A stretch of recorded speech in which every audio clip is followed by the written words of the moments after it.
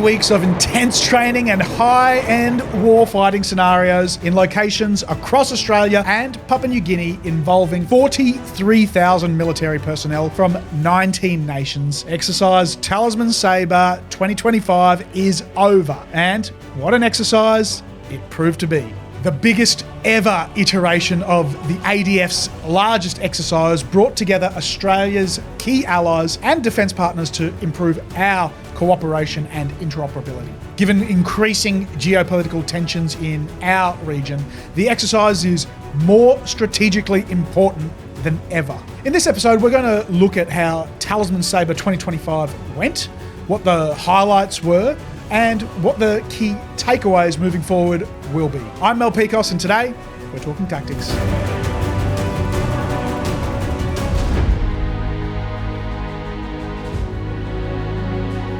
Before we get started, a quick recap. Exercise Talisman Sabre is a large-scale biennial military exercise, predominantly run by Australia and the United States. Exercise Talisman Sabre 2025 ran from the 13th of July to the 4th of August 2025, with live training occurring across sites in Queensland, Western Australia, the Northern Territory, New South Wales, and for the first time in Papua New Guinea. The traditional focus of the exercise is to ensure that US and Australian forces can operate effectively together. However, recent iterations of Talisman Sabre have expanded beyond bilateral Australian-US cooperation to strengthen relationships and interoperability between key allies and partners across the Indo-Pacific region. While Australia and US forces still organise and provide most of the resources for the exercise, the participation of other countries is becoming increasingly more important. Participating nations in TS25 included Australia, the United States, Canada, Fiji, France, Germany, India, Indonesia, Japan, the Netherlands, New Zealand, Norway, Papua New Guinea, Philippines, Republic of Korea, Singapore, Thailand, Tonga, and the United Kingdom. Brunei, with Malaysia and Vietnam, also attended as observers. Key activities undertaken during the exercise included amphibious and airborne deployments, firepower demonstrations, and logistics for preparing, staging, integrating, and moving large forces. In recent times, the exercise has begun to focus more on multi-domain warfare.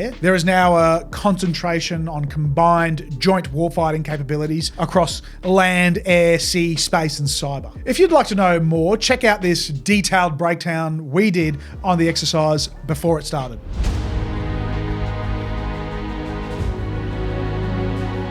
Some of the highlights of Talisman Sabre 2025 included, on the 14th of July 2025, the first live firing of the Australian M142 High Mobility Artillery Rocket System, or HIMARS, occurred, successfully demonstrating the Australian Army's new long-range strike capabilities in front of our allies, no less. This is a massive step forward for the Australian Army, with its strike capabilities increasing from around 20 kilometres to 300 to 400 kilometres with the HIMARS fired precision strike missile. It's also a testament to how quickly the ADF can get new capabilities operational, as the HIMARS only arrived in Australia in March of this year. Nearly 300 aircraft from participating countries flew more than 2,000 sorties, logging 5.5 million kilometres, enough to circumnavigate the world 138 times. These sorties provided RAF and Allied Air Force personnel with the opportunity to train in a high-end, realistic environment. In a rapid infiltration drill, a Royal Canadian Air Force C-17 Globemaster deployed Australian Army soldiers and a US Army HIMARS to Christmas Island, about 1,500 kilometres west of the Australian mainland. This exercise demonstrated how quickly long-range precision fire capabilities can be deployed to islands around Australia. The UK Carrier Strike Group, led by Royal Navy flagship HMS Prince of Wales, joined drills as part of its multinational Operation HIMARS, an 8-month global deployment. This is the first time a non-US aircraft carrier has been involved in Talisman Sabre, giving the naval element of Talisman Sabre a bit more international heft. Papua New Guinea hosted air, land, and maritime manoeuvres in Wewak and Lae, a complex joint personnel recovery operation involving Australian, PNG and US personnel was also conducted in the country. This is the first time in the exercise's history that drills have been conducted outside Australia. A long-distance joint force entry operation deployed United States Army paratroopers from the 11th Airborne Division from Alaska to Charters Towers alongside French and German paratroopers. This operation involved 6 C-17 Globemasters flying more than 10,000 kilometres over 14 and a half hours for a jump over regional Queensland. One last highlight was the deployment of perhaps the coolest sounding missile system, the Dark Eagle. This is the US's brand new long-range hypersonic missile system, which can reach an incredible 6,000 kilometres an hour and has a range of close to 3,000 kilometres. Unfortunately, there is no indication that the system was actually fired during the exercise, but it's still pretty awesome to see this sort of kit in Australia.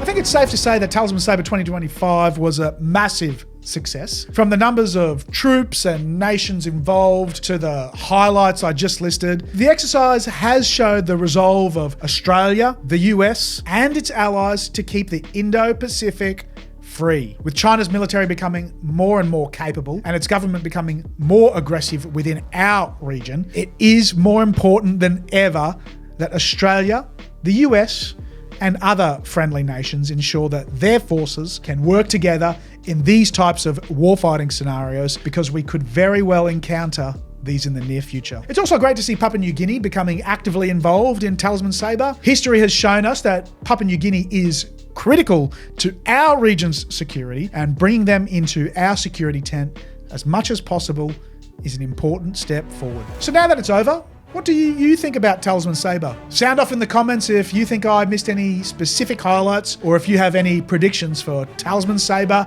2027. In particular, I'm keen to know what you think about the exercise's increased focus on Pacific security and the inclusion of Papua New Guinea. That's it for today. My name's Pikos, and we've been talking tactics.